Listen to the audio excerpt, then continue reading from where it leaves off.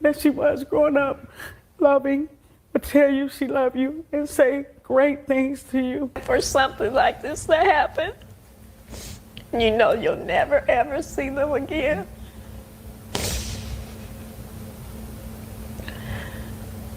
That's so hurtful. 36 years old in a casket.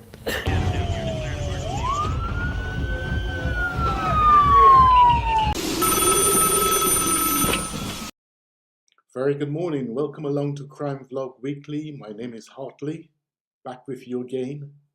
Another day, continuing with the Sonya Massey story, or should I say the Sonya Massey shooting incident. Okay, gonna bring you the latest updates and clips, let you know what's going on.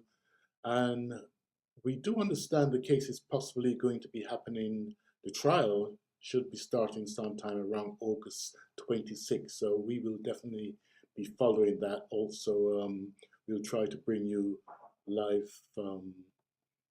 video from the courtroom as it happens. So put that one in your diaries. Thank you very much for following me. All those returning subscribers, thank you very much.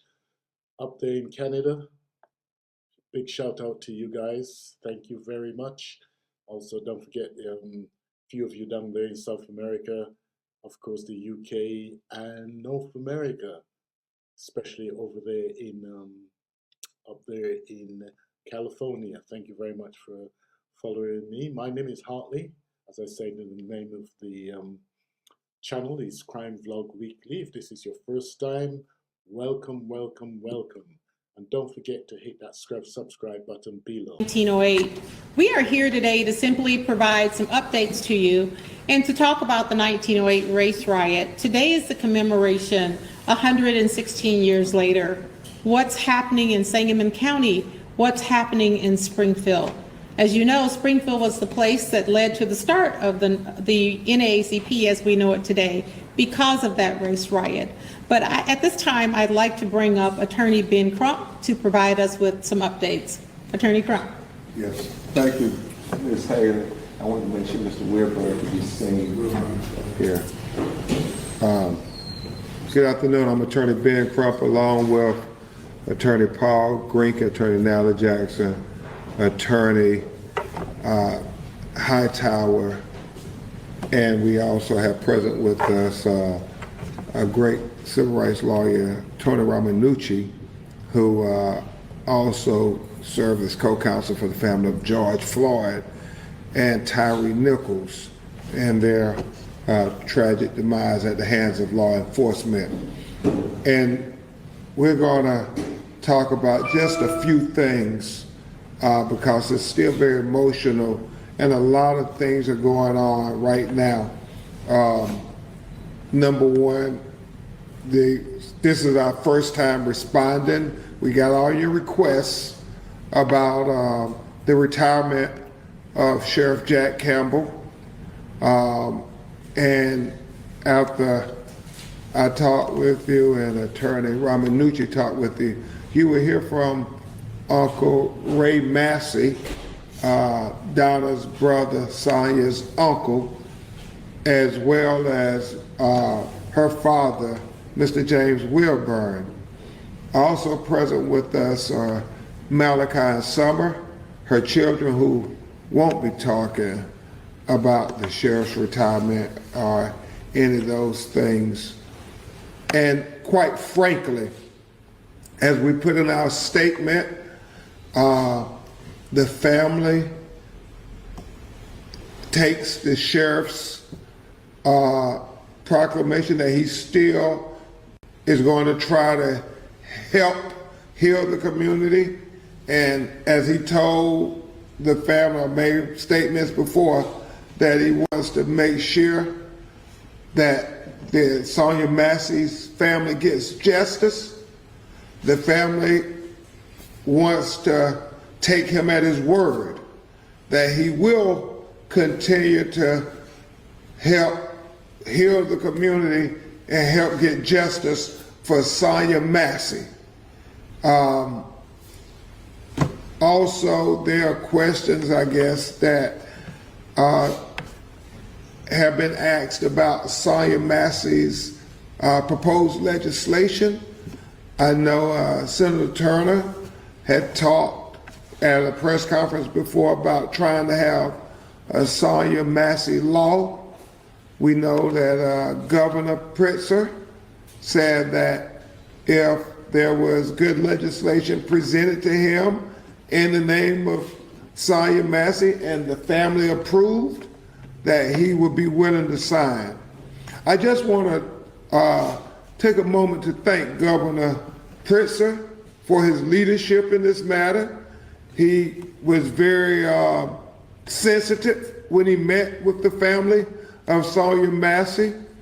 He said that he wanted to make sure that there was justice and accountability for all citizens of the state of Illinois, and that Sonya Massey and her family would be no exception. And he has lived up to that commitment to the family of saying that we're going to keep pushing for justice and accountability. So we thank you, Governor Pritzker, and Lieutenant Governor, for demonstrating very effective leadership in the wake of this crisis. At this time, that legislation, what we talk about is something that's going to be important, because it will not just affect Sonya Massey's family, but it will affect all the citizens. And I know Attorney Romanucci and I helped work on the language for the George Floyd Justice and Policing Act that passed in several states, but is sitting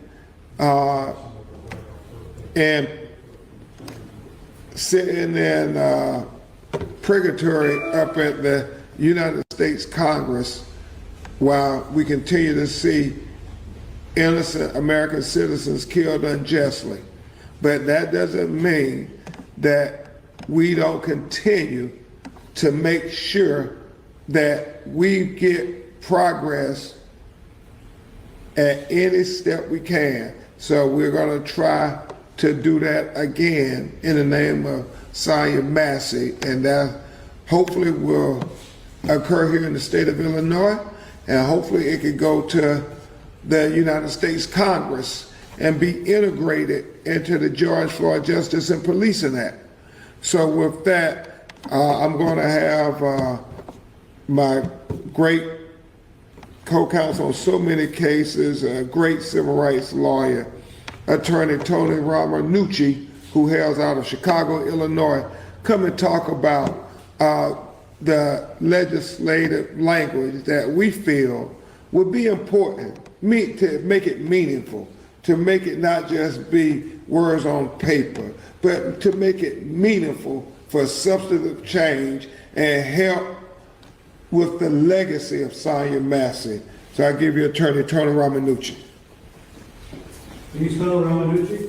I will. I'll introduce myself. Full name is Antonio, A-N-T-O-N-I-O, Romanucci, R-O-M-A-N-U-C-C-I. And thank you, members of the press, and of course the Massey family, for your strength and courage in being here. And as Ben said, my dear friend and co-counsel on so many cases, what we've been doing is fighting a fight, an uphill battle for years. And it's shameful to say that Ben and I and other people around the country have not been successful in getting nationwide legislation passed that can save lives. So we're here today to say enough is enough, and we've been saying that, but now we have to stop the buck. And if we have to start with Illinois, we will start with Illinois. But as background, Illinois took some considerable steps a couple of years ago when it passed the Safety Act. It's one of the most comprehensive police reform bills that was passed by a state in the country, and that was done by the great efforts, as Ben mentioned, by Governor Pritzker, our Senator Harmon, House Representative Chris Welch, and all the other members of the House and Senate that supported the Safety Act. And as we know, it got rid of cash bail, which, as we now see the effects of it, has been very successful. But what do we now know about the Safety Act? It needs a little bit of help. It needs work. And here's why. Sean Grayson was a ticking time bomb. Second by second that this man was on the Sangamon County Sheriff's Police Force, he was a ticking time bomb. And the Safety Act failed to stop the ticking until Sean Grayson literally exploded and caused a needless life to be lost, and that of Sonya Massey. And so what we aim to do with the Sonya Massey bill is caulk the Safety Act so that a Sean Grayson does not happen again. It cannot happen. The Sonya Massey Act will stop the ticking. It will stop the explosion. So how do we do it? There are several ways in which we can fix the Safety Act so it doesn't happen again. When you consider that Sean Grayson had 2 DUI convictions, if Sean Grayson wanted to visit Canada, if he wanted to visit the beautiful cities of Toronto or Montreal, he wouldn't be allowed to do so. He couldn't cross the border, but he was able to work as a deputy sheriff in Sangamon County. You think about that. So if you're not able to visit as a tourist in Canada, why are you able to carry a gun in Sangamon County and use it in a manner that was clearly excessive and unnecessary? So we aim to do several things. Generally speaking, is we want a national database, one that Illinois can tap into, so that not only are convictions, right? The Safety Act requires a database for felony convictions and serious misdemeanors. We want it to be much more comprehensive than that. We want it to include infractions such as DUIs. We want it to include infractions as driving 101 miles per hour during a police chase. We want it to include if you use excessive force or unnecessary profane language on a citizen. We want to stop anything. We want to stop any police officer who does not deserve to wear the uniform or the badge, and certainly carry anything that's close to a deadly weapon. That's one way. The second way is we want to create a waiting period, some quiet time in between going from job to job, in order that we make it a requirement that a thorough and comprehensive background check is completed. We need to prove that the background checks were done so that none of these infractions fall through the cracks and these sheriffs are allowed to be hired. So those are 2 of the ways that we would aim to try and fix the Safety Act. We think those are simple but important and highly effectual fixes. There is more that we would want to propose, and as I look at my notes, are the red flags, which we kind of mentioned as to what was all over Grayson's record. So with that, we would call out to our leaders in the state to please take notice. We have a platform next week with the Democratic National Convention, and I know that we aim to bring these matters to our leaders and ensure that change will happen, because or else there will never, ever be accountability. There will never, ever be responsibility.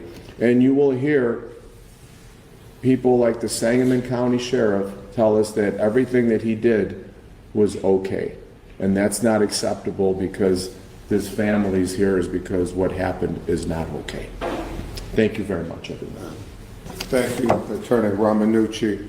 And wouldn't it be great if Illinois could say, as the whole nation focuses in next week at the Democratic National Convention, that there's already a proposed bill for Sonya Massey, and that we want it to pass here in the state of Illinois and then pass in the United States Congress, so no other person has to suffer a tragic fate like Malachi Summers' mother had to suffer. Attorney Ramanucci talked about the warning signs. We gotta catch the warning signs. I mean, we gotta catch the warning signs before they become homicides. That's what we gotta do. That's the reality. That's why we have to have accountability on the department level. I mean, the blood is on the hands of the system as well as Sean Grayson. And so we can do better, we must do better.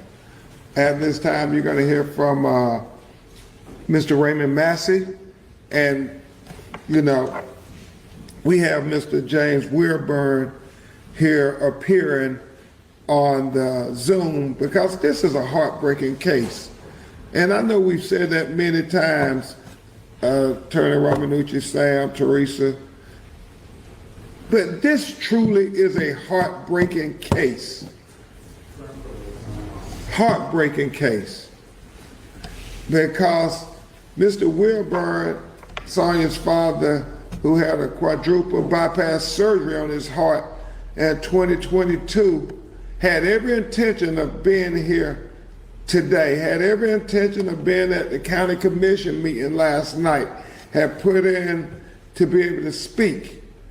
But his doctors told him with the stress that he has diagnosed him as being under because of what happened with his daughter Sonya, that he said his heart is too weak. He needs to rest and he needs to not be around stress and emotion of this tragedy. So because of this heartbreaking matter, he's going to appear by Zoom today here at this press conference. But right now, we have Mr. Raymond Massey who will make some brief remarks to you, and then we'll have Mr. Weirburn, Sonya's father, and then we'll take your questions. Mr. Massey? Thank you. Yes, sir. My name's Raymond Massey. It's R-A-Y-M-O-N-D, and it's M-A-S-S-E-Y. And I just wanted to say that we are very pleased that the sheriff resigned, however, as a first step. But I personally feel that Sonya was felled by multiple systems and multiple people. So I think that by the sheriff stepping down, it's a great first step. Our family is going through a lot right now, and I just wanted everyone to know to continue to keep our family in your thoughts and prayers. There's also a lot of people working with us, not only the world support, but we also, I want to take a moment to thank Governor Pritzker for what he's done. Also, the whole team, NAACP, ACLU, Ben Crump's team, which has been amazing. And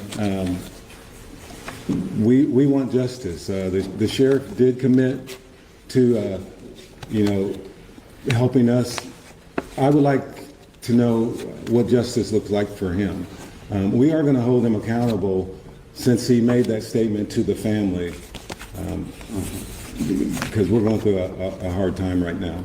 So, Thank you. Thank you very much, Mr. Massey. Questions if you have some. So last, Mr. Ramanucci explained under the legislation that he's proposing and he's working on, a DUI would be a disqualifier, and a 101 mile per hour chase would get him decertified. Well, usually that's what I'm thinking of. It'll be something that you should check out and not just. So we want to make those red flags. We want those to be put in the standards protocol so that everyone is aware of those. It's not that it should be an automatic disqualifier. I mean, if the legislators determine it should be, that a DUI should be a disqualifier, then maybe it should. However, these red flags cannot go unchecked. That's the problem. You have to have some sort of, and that's why we're asking for some quiet time in between positions as a sworn deputy or a sworn police officer, so that there can be confirmation that the sheriff who's making the hire acknowledges that there are red flags, and if he makes the hire, then it's his responsibility, and someone like Jack Campbell would have to resign or would have to retire, as opposed to saying that he did the right thing. And the waiting period would look like what? If I'm at agency B and I get hired by agency C, that I stay at agency B until C checks me out, or? It would have to be that way. It would have to be that way. Correct. There would have to be, I would say there would have to be at least a 45-day quiet period between hires. For the, last night, Sangamon County Board Chairman Andy Van Meter told me he intends to create a citizen commission to vet candidates for the sheriff's replacement. There's a lot of qualifiers that need to be met in order to hold that position from the get-go, but who should make up that committee? Who should be the ones, having a say in this process and making sure that changes on it? As we said, and I know Teresa Haley is a civic leader here in the community, as well as many other civic-minded citizens who care about the leadership of the community.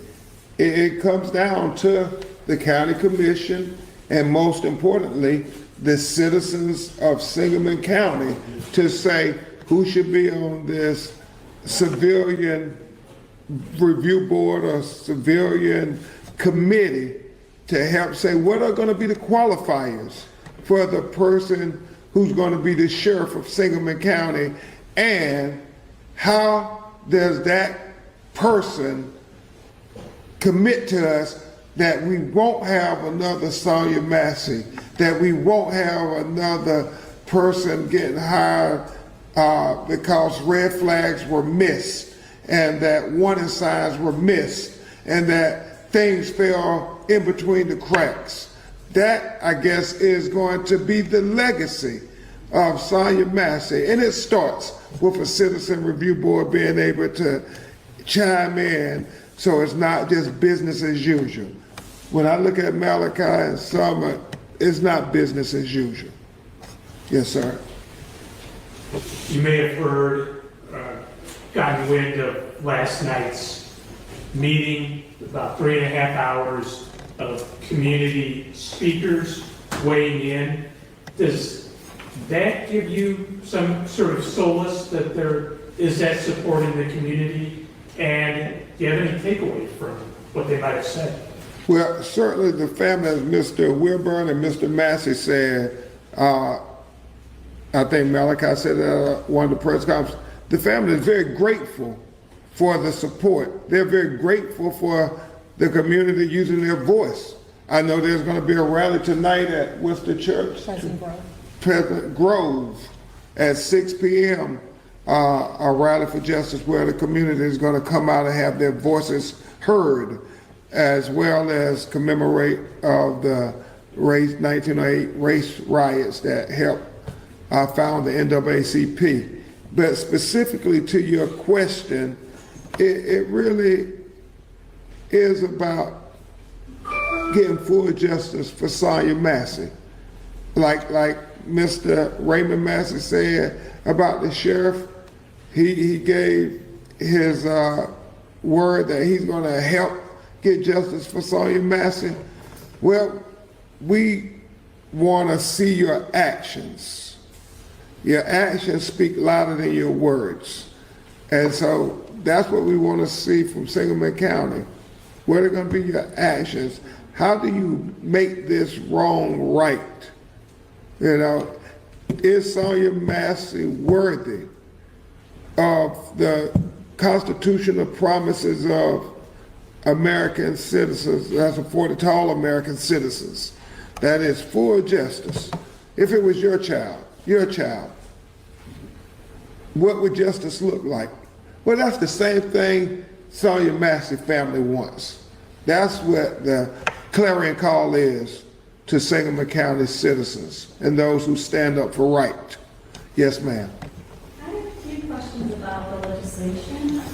So with these infractions like DUIs and like high-speed chases, would they be reported to the database by the law enforcement agency, like the employer? Yes, they would be reported by the law enforcement agency, as we feel like all citizen complaints, administrative complaints, should be reported to the standardized database. Because if you don't have full knowledge about who you're hiring, then you don't know what you're getting. And that's what happened supposedly with Sean Grayson. Whether or not there was anything that helped him get his job other than his qualifications, well, we don't know, right? I think that would come out later on potentially. But I think if you're going to hire someone who constitutionally has the power to use deadly force on a tax-paying citizen, then they need to know everything about that police officer before he's hired, not after.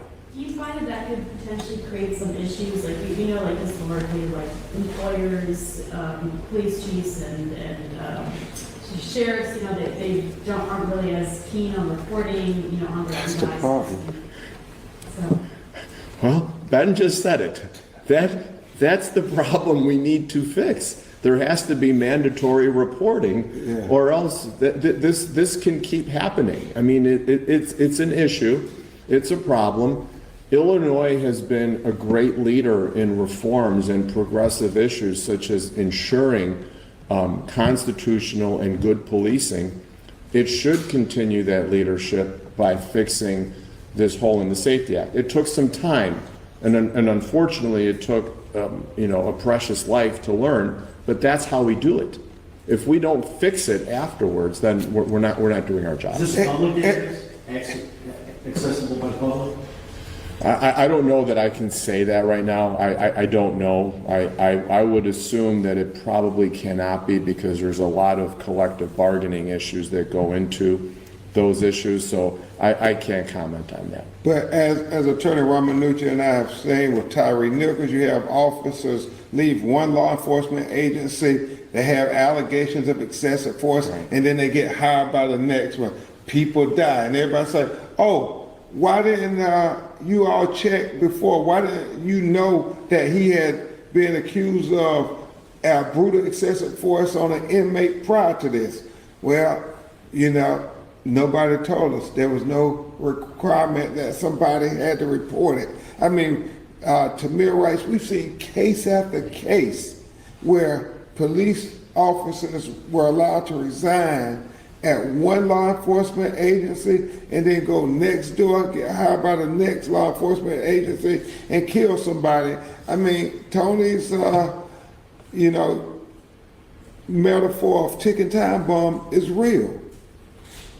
It's only a matter of time before they end up killing or, crucially harming some citizen who had a right to make law enforcement do their job. Law enforcement report on everybody else when they're accused of stuff. But it doesn't work when it's internally. You don't report on it. What kind of sense does that make? are you working with any state lawmakers right now, like Senator Turner or? Well, I know we're going to share with Senator Turner. Senator Turner has been great in her leadership, saying that she's going to try to work to remedy what happened here so it doesn't happen anywhere else in the state of Illinois. So Attorney Ramanucci is not only going to share it with Senator Turner, but we're also going to share it with the individuals at the head of the federal government, like we did with George Floyd. We're going to share it with Vice President Kamala Harris's office, as well as others who are interested in trying to get the George Floyd Justice and Policing Act passed finally. So we do have, by the way, Ben and I have authored a white paper. It has been updated. I have some copies with me today. I can leave those, I can go get them and leave those with you.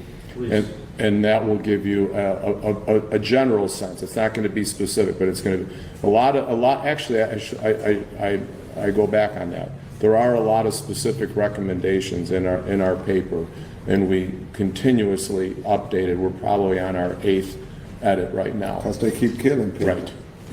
Right. The Safety Act was already a very politicized piece of legislation, and with, reopening it or adding to it in a way could reignite some of those political conversations around policing reform. And I wonder how you keep Sonya and Sonya's story at the front and center of that. How do you do that when you start to get into the halls of the Capitol, when you start to have those more polarized conversations? The only thing I would say, and then Attorney Romanucci certainly can answer, keep showing that video to the legislators. I mean, let them see that and say, hold on, obviously what we did didn't prevent these wrongs that caused this tragic death of this innocent mother.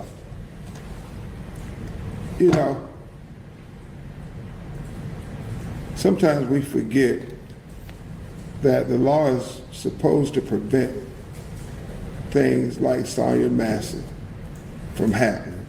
And when it fails to prevent that, then we have to do everything in our power to say never again. I'm sorry, Tony, he gets emotional. No, thank you.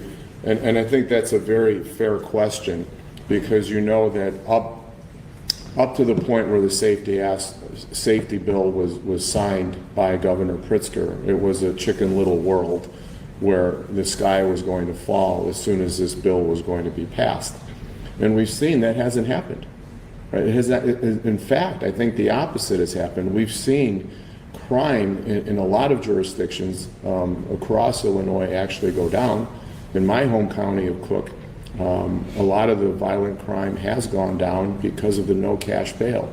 So I think in terms of the comfort zone of people looking to make the Safety Act better, I think we're there.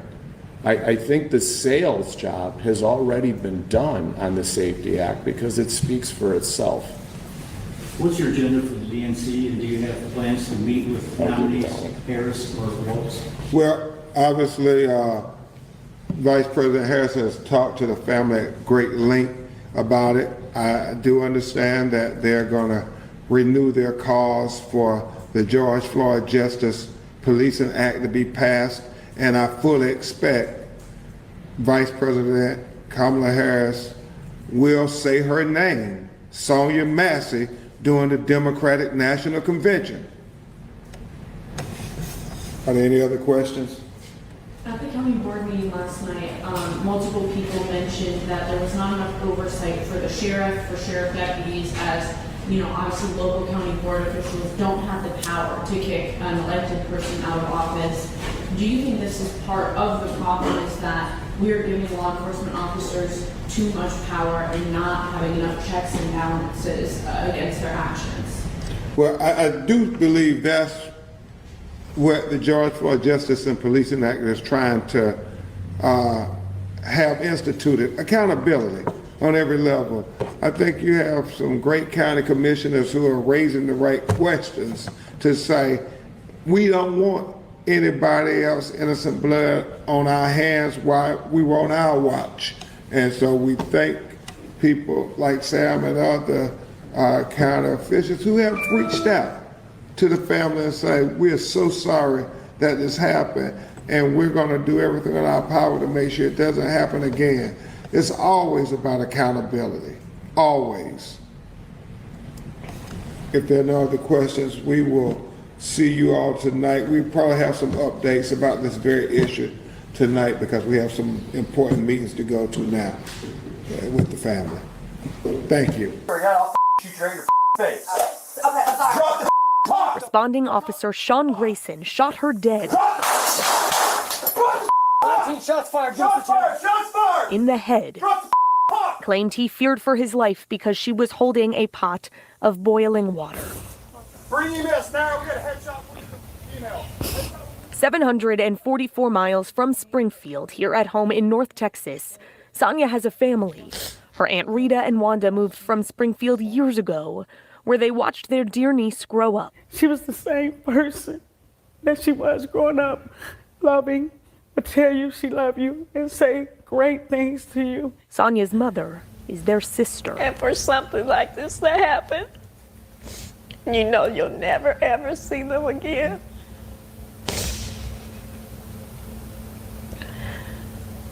That's so hurtful. 36 years old in a casket. Aunt Wanda and Rita have been hollow these 38 days. Try not to watch that video so much of the world has seen, but told me they're glad it's getting the attention. It's a mistake that she's gone the way she is. It's not a mistake that it's this big. That's not a mistake at all. They believe her story has blown up the way it has because it might make a difference in policing. From Springfield to Dallas and everywhere else. You're there to protect and serve. Sonya's aunts told me when they watched the video, it felt like the officer decided Sonya was nobody. Is that what you do, man? With no one who cared if she lived or died. Why didn't he care enough about people that loved her? Like his mom loves him. Why didn't he care enough about her? But Aunt Rita and Wanda are proof. Sonya Massey was loved beyond measure, and tonight they want to thank all the strangers who have shared their niece's story and vowed to support their family until their day in court. And that's a good feeling, to know that people's on your side. As you know, this has been a very heartbreaking story, the Sonya Massey story, and we do have clips of protests which is happening right across the world, as well as over there in North America. Breonna Taylor. Breonna Taylor. Sonya Massey. Sonya Massey. They all should be alive today. All too often, Black Americans face fear for their safety in ways many of the rest of us do not. No justice, no peace. Has any improved since the killing of George Floyd in 2020? No. Passed the George Floyd bill. Sonya Massey's situation was absolutely horrendous to me. Somebody that was obviously having a mental health crisis, and for them to take advantage of her and murder her in her own home, this has to stop. There has been massive condemnation of this police officer. Sheriff Jack Campbell says he'll resign at the end of August. You may remember a deputy who worked for him, Sean Grayson, is charged with three charges of first-degree murder after shooting Massey in the head while responding to her call of a possible intruder. Since that shooting, records have revealed Grayson worked for 6 police departments in less than 4 years. He also had 2 DUI convictions, which got him kicked out of the Army. Governor J.B. Pritzker is among those who called on the sheriff to resign. So Sonya Massey, someone from Illinois, an unarmed Black woman, was shot the other day in her home by a deputy sheriff. The deputy has since been charged with murder. You've said police would get immunity from prosecution if you win. Why should someone like that officer have immunity, in your opinion? Immunity? Immunity. I don't know the exact case, but I saw something, and it didn't look good to me. It didn't look good to me. Are you talking with the water, right? Yeah, well, police unions are not backing this person either. Okay. But again, why would... Are they going to be charging the officer? I guess they're charging the officer. So why should he receive immunity? Well, he might not. I mean, it depends. It depends on what happens. I'm talking about people that are much different cases than that. We need people to protect ourselves. And by the way, in Chicago, as an example, a few weeks ago, July 4th weekend, they had 117 shootings and 17 deaths. Nobody wants that. Nobody wants that. We need to have our police officers have the respect and dignity back. In this particular case, I saw something that didn't look good to me. I didn't like it. I didn't like it at all. So can you get a little more specific back to the immunity question? Who would make those Well, right now, for the most part, people are protected by their unions, by their police unions, or by their police departments. But I'm saying if I felt, or if a group of people would feel that somebody was being unfairly prosecuted because the person did a good job maybe with crime, or made a mistake, an innocent mistake. There's a big difference between being a bad person and making an innocent mistake. We have been asking for vetting of police officers and law enforcement for years. And if proper vetting is done, these incidents will not take place. So we do need to reform the police on this, most especially for background checks. And obviously, officers should not be moving around from police force to police force. When a police officer is moved from one department to another, there should be proper vetting again to find out why he's moving and make sure it's not because of criminality or unjust to citizens. That's very, very important. I think I was filled with anger, sadness, and hurt. I think that it was unfair and unjust and unfortunate that it had happened. But I think it's also a kind of emotion of a tiredness, because I think that when people think of, racism and protest or just police brutality and unjust, we think of it's just today, but it's like it was just yesterday. That protester says Massey's death shows police reform and additional training is still needed across the country. Sean Grayson worked at 6 different law enforcement agencies in 4 years, according to his personal file. During his first year as an officer, Grayson bounced around 3 central Illinois police departments in Poway, Kincaid, and Verdun. His time at several of the other agencies overlapped as he worked part-time before obtaining his first full-time position with the Auburn Police Department. Okay, we're going to go straight over to Deborah Mitchell.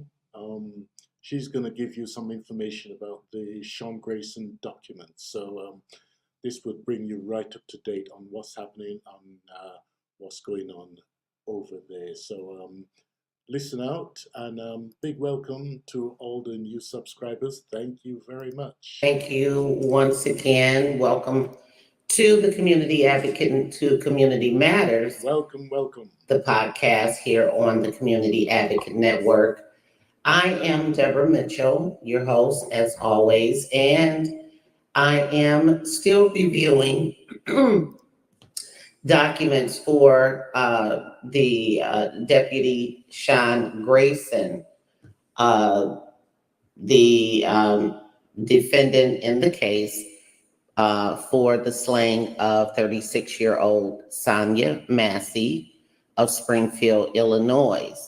Now, if I misspeak on between Springfield, Illinois and Springfield, Ohio, and things like that, just kind of overlook it. It's just, sometimes, there are speech errors or whatever. So someone's joining us. Coach, hi. Good evening. Good evening. Good evening. Thank you guys for joining us. There's a few people in here. If you guys don't mind, please go ahead and hit the thumbs up for us. And that would be really helpful, and I would really appreciate it. So I want to kind of recap where we left off on yesterday evening.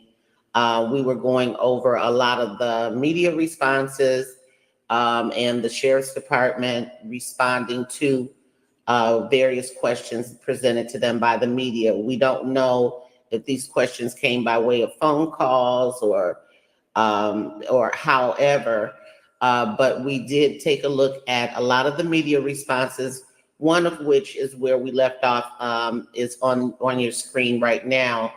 And then we also took a look at the court docket, and we did that because we wanted to verify the actual trial date, which is set for August the 26th at 9 a.m.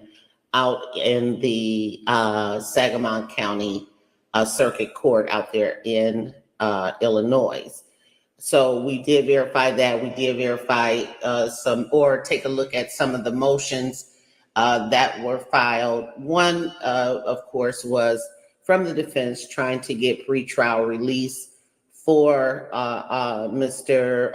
Grayson, for Sean Grayson, which was denied.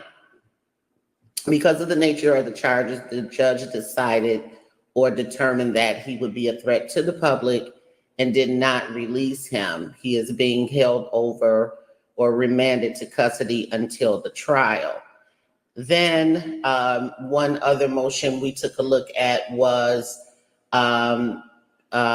a motion for relief filed by the defendant, and what it looks like to be a change or switch in attorneys. We don't know if he fired the other attorney, the first attorney that handled his arraignment. I believe his name was Brian Sexton. He now has a guy named Mark Foltz or some pronunciation like that. But there was paperwork, motion filed with the court to change attorneys. So for whatever reason, he has switched attorneys. It does say Mr. Sexton was terminated from the case as co-counsel. So it does look like he actually fired his first attorney, probably based on the fact that he did not get out of jail.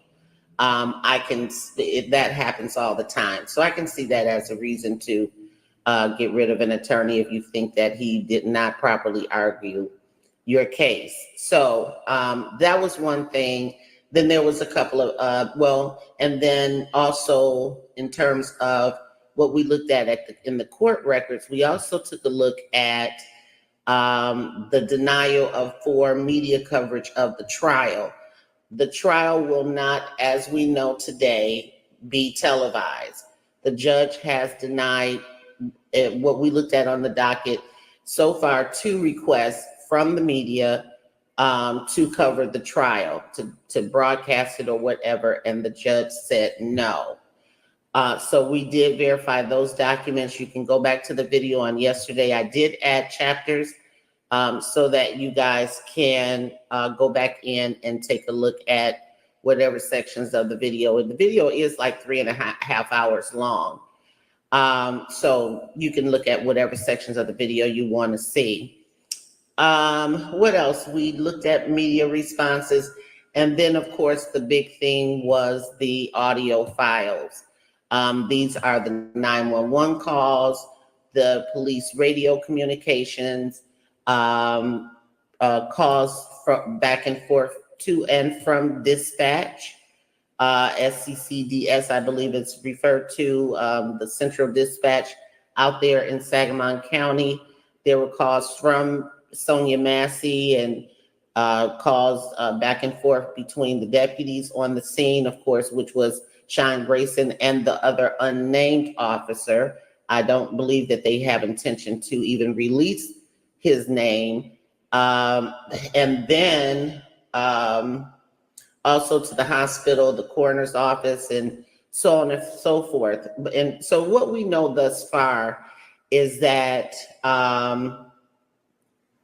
they have reported the shooting and to dispatch or called it in. The other officers are coming, as well as the sheriff, Jack Campbell, are coming to the scene in terms of the calls or the audio files that we've listened to. They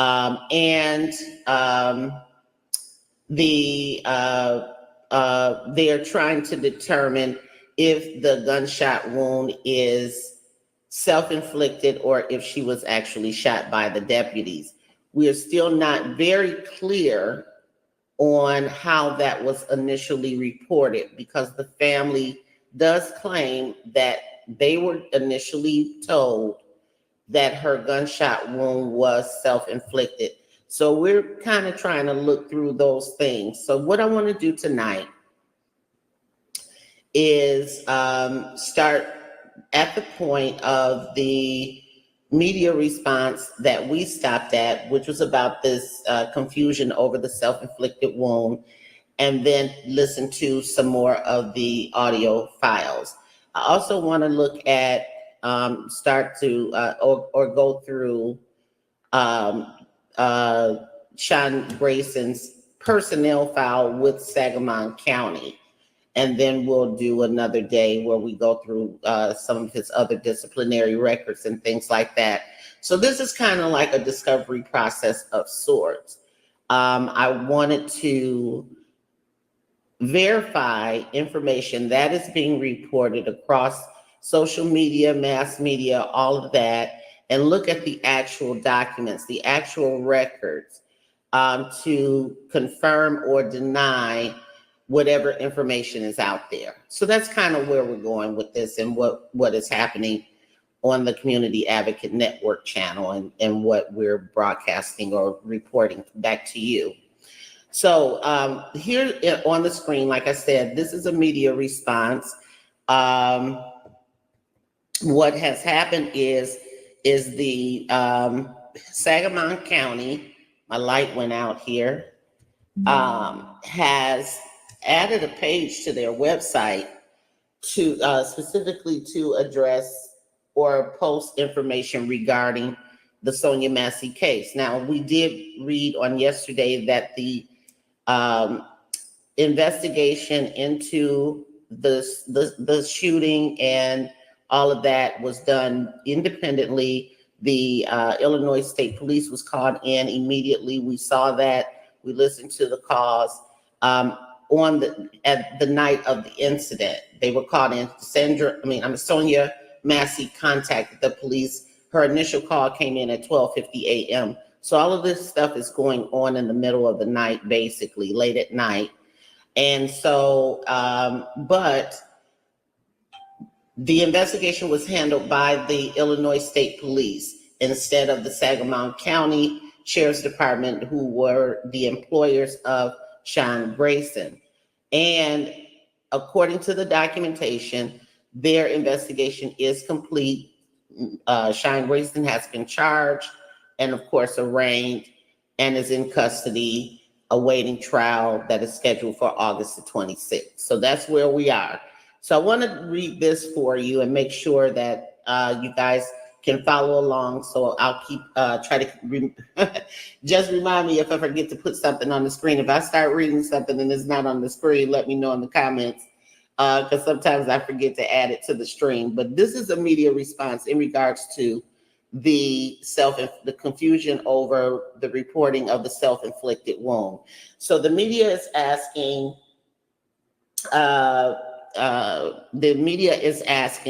was the Sangamon County Sheriff's Office ever confused about whether the incident was self-inflicted or not?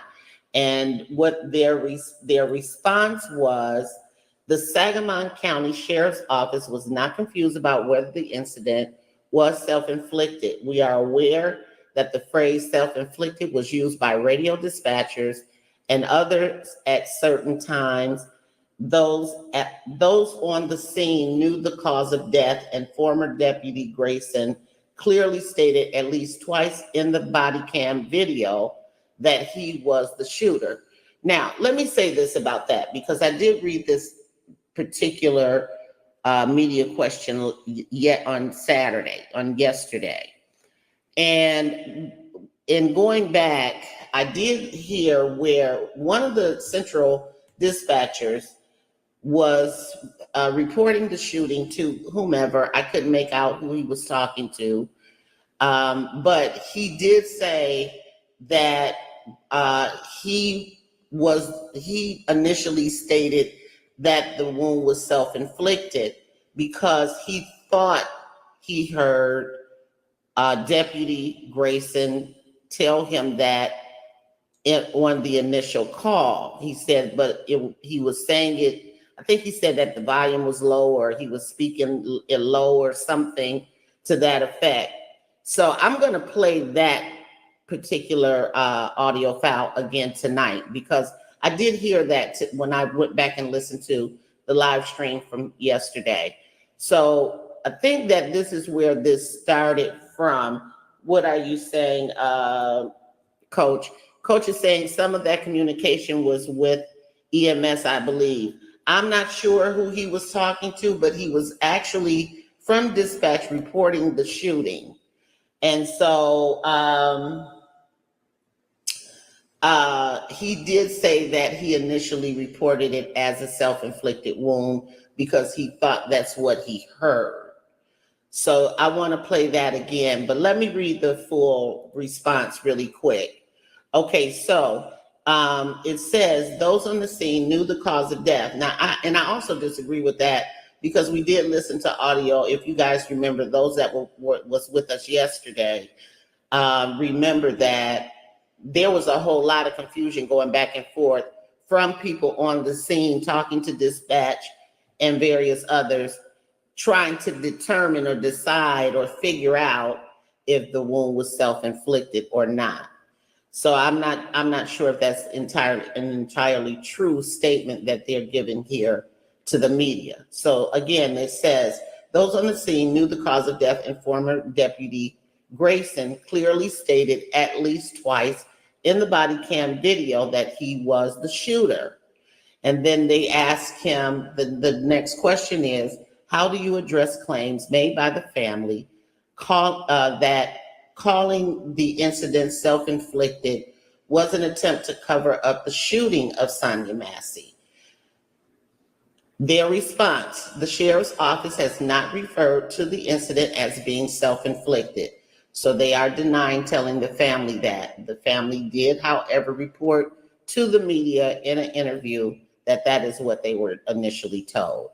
He says, or they say, while we are aware that the phrase self-inflicted was used, we understood it to be a question by dispatchers initially.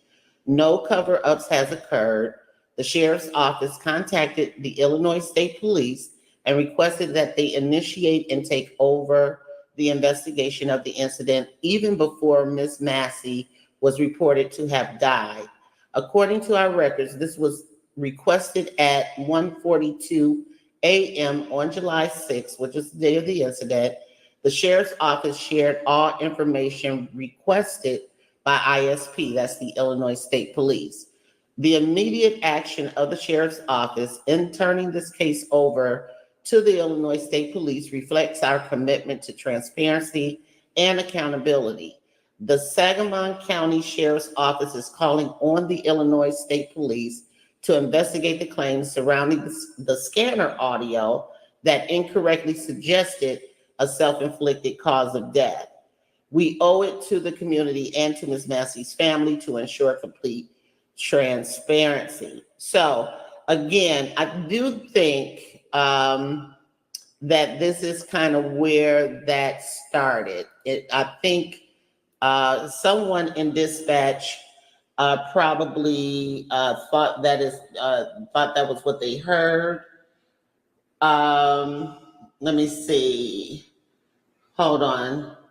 Thin blue line at its best. Oh, that someone is Bernard Kemp. Thank you for joining us this evening, Bernard. Thin blue line at its best. Yeah, I mean, you know, we know the officers and their code of whatever, blue codes and all of that stuff. But I do think that's kind of where that started. I don't think that they're being totally straightforward about it, but that's what we have so far. So so they're asking about the Logan County and the previous counties that he worked in. I don't want to really deal with that tonight. So I want to go back and listen to that audio from the 911 caller, or I'm sorry, to where that particular dispatcher, initiated the, where he talks about him initially reporting the self-inflicted wound, and let you guys kind of hear that again.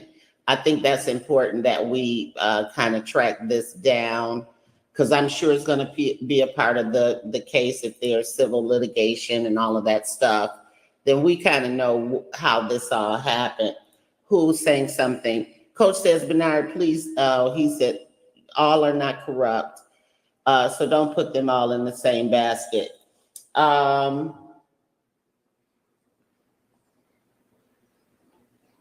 Let's see, the father got a different account of the story as well. Well, again, like I said, I think that the family definitely said that that is what they were told. I watched that interview. So they definitely said explicitly that that is what they were told, that initially that the gunshot was self-inflicted. So let's take a listen at this audio really quick. And we got 3 minutes and 5 seconds on this one. Let's take a listen.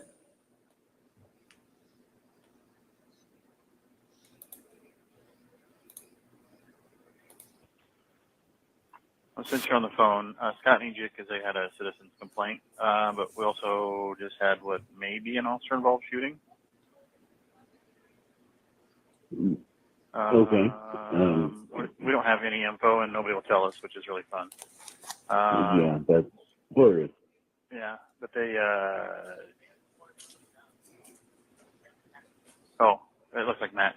The guy was demanding to speak to a supervisor, and so they got him out to Matt. Well, that's fucking awful. I mean, not you guys, but yeah, my phone didn't go off at all. Well, damn it. So my absolute deepest apologies. I don't know what the fuck's going on. But anyway. Well, Scott says he's going to punch you in the nose. That's well deserved. I will sit here and take it. I feel I'm horrified. I'm sorry. That's fine. But we had lady call in, said your noise is up. God damn it. Come on, Eddie. Okay, could any other people talk all at once? Anyway, we had two guys go out to Hoover, 2800 block of Hoover, for a female, said that there was somebody scratching on the outside of her house. She hung up on us mid-questioning. They got out there, got no response. I called her back, no answer on the phone. And then I called her back again because they were running on 28, like trying to make contact with her. She called in from a second phone, but didn't say anything. So I called her back on the original one again. She answered, and then she said the deputies were standing right there. They asked me to hang up, so I hung up. And then a couple minutes went by. Somebody was calling out a traffic stop in the middle of a traffic stop. You heard a gunshot, and they were screaming 1078. Everybody obviously hauled ass over there. We didn't know if it was self-inflicted. He asked for 1096 history, and then I just confirmed self-inflicted, and I thought he said it was, but I can't play it back on the recorder because his response was too short for our recorder to pick up. So it didn't pick it up. Yeah, so there's just a click, but it sounded like he said there was, but now they have ISP investigations now, so we're thinking it was also involved. Shit. Okay. Yeah. So just want to give you a heads up. All right. Well, I appreciate that. Again, I'm sorry about all of that shit. So. Well, we'll bring it up on our counseling sessions. Yes. All right. Sounds good to me. All right. Well, you're done in 30 minutes, so enjoy it. God damn it. All right. All right. Bye.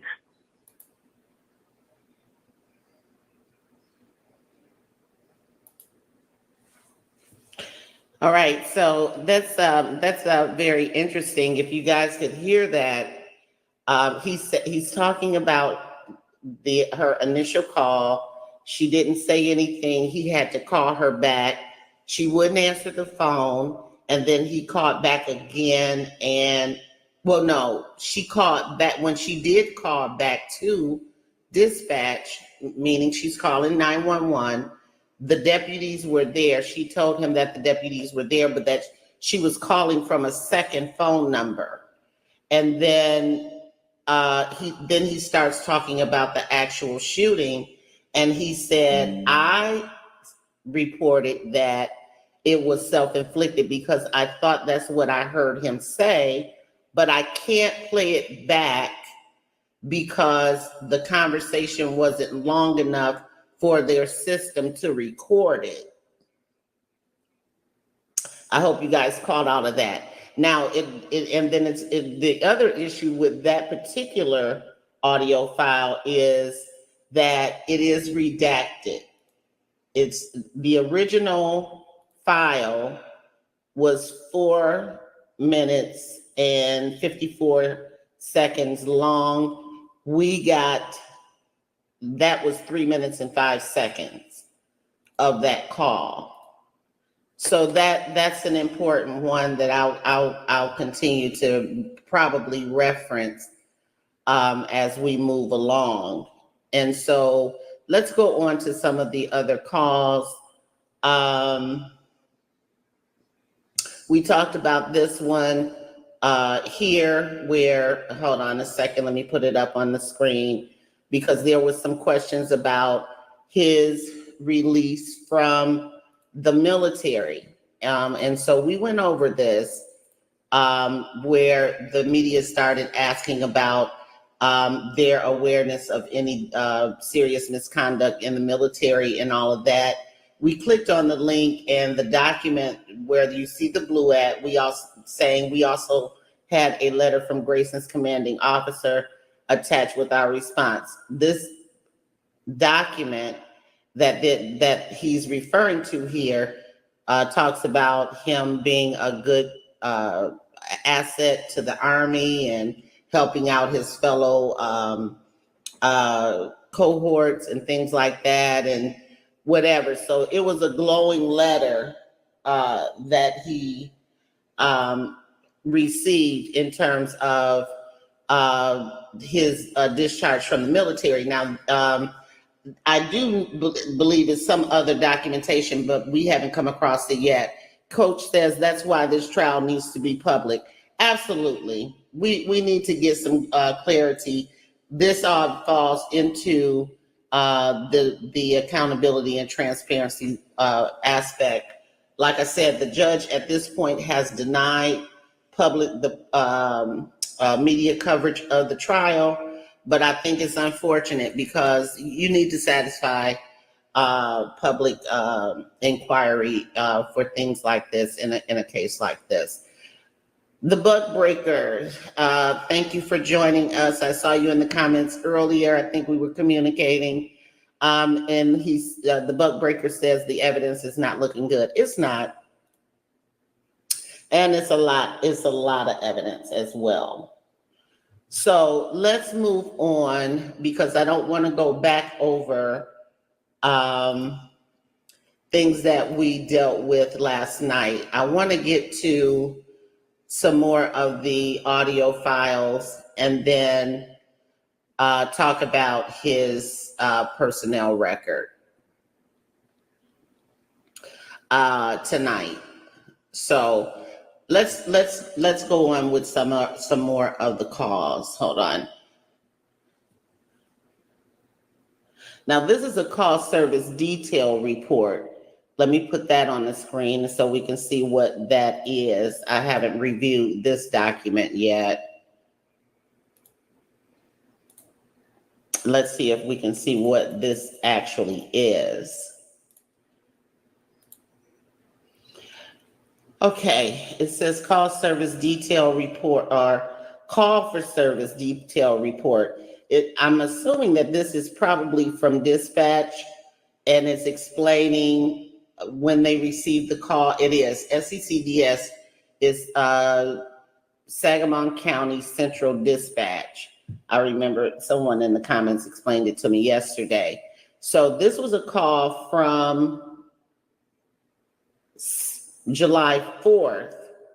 Sonya Massey was killed on July 6th. So this was probably from Sonya Massey. The call type is disturbance in progress is the status. Priority 2, which is high. We don't know their internal codes, but that's what it says here. And I guess the name of the dispatcher and the date and time that the report was created. So here's what they're saying. Apparently, I'm guessing, but I'm assuming that this is a call from Sonya Massey. Let me make sure this is on the screen. Okay, y'all can see this, right? All right, so it says at 9:41 p.m., the caller was hesitant and would not speak. Advised she no longer needed the police. So maybe she had called once before. 92920, 92905, they have some internal codes there. 928, it says, well, I guess it's going in reverse. So 927, it says open line on 911, then disconnect.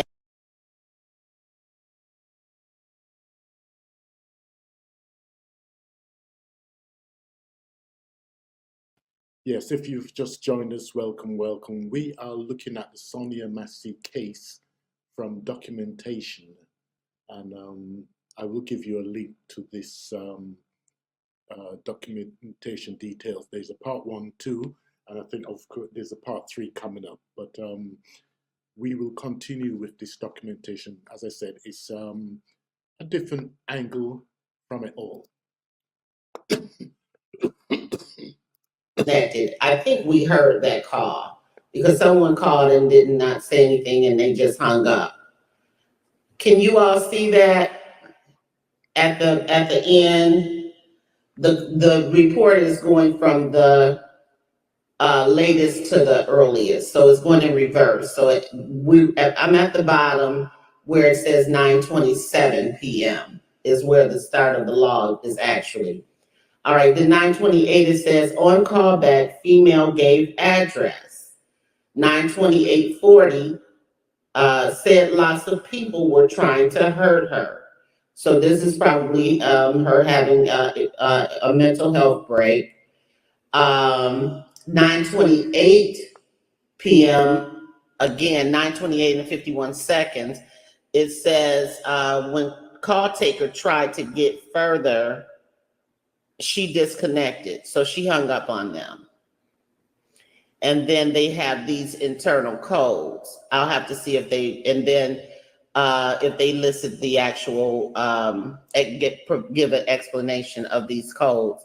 Then it says at 9:41, they apparently spoke with her and said the caller was hesitant and would not speak, advised she no longer needed the police. So this is some of the call logs, I guess, from calls they received from Sonya Massey.